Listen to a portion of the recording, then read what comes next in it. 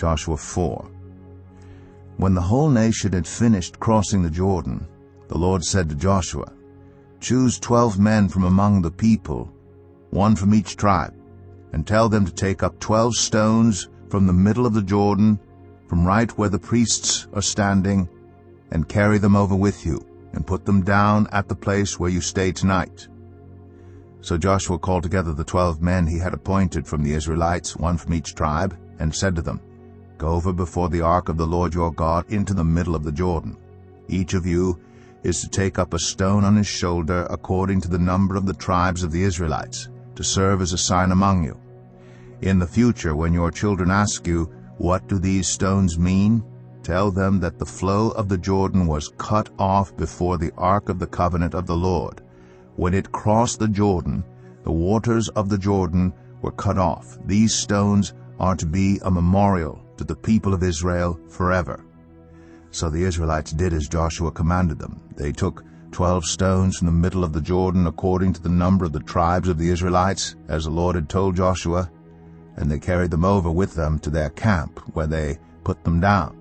Joshua set up the 12 stones that had been in the middle of the Jordan at the spot where the priests who carried the Ark of the Covenant had stood, and they are there to this day. Now the priests who carried the ark remained standing in the middle of the Jordan until everything the Lord had commanded Joshua was done by the people, just as Moses had directed Joshua. The people hurried over, and as soon as all of them had crossed, the ark of the Lord and the priests came to the other side while the people watched. The men of Reuben, Gad, and the half-tribe of Manasseh crossed over, ready for battle, in front of the Israelites, as Moses had directed them. About 40,000 armed for battle crossed over before the Lord to the plains of Jericho for war.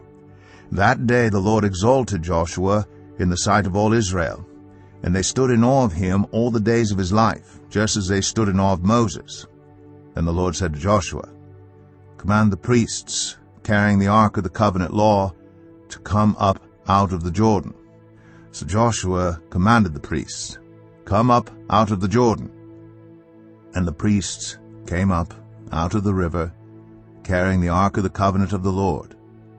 No sooner had they set their feet on the dry ground than the waters of the Jordan returned to their place, and ran at flood stage as before.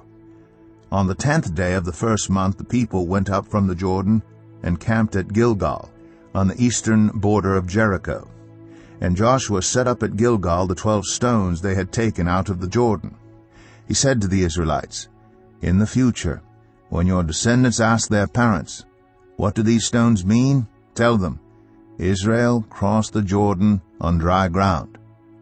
For the Lord your God dried up the Jordan before you until you had crossed over. The Lord your God did to the Jordan what he had done to the Red Sea, when he dried it up before us until we had crossed over. He did this so that all the peoples of the earth might know that the hand of the Lord is powerful, and so that you might always fear the Lord your God." Joshua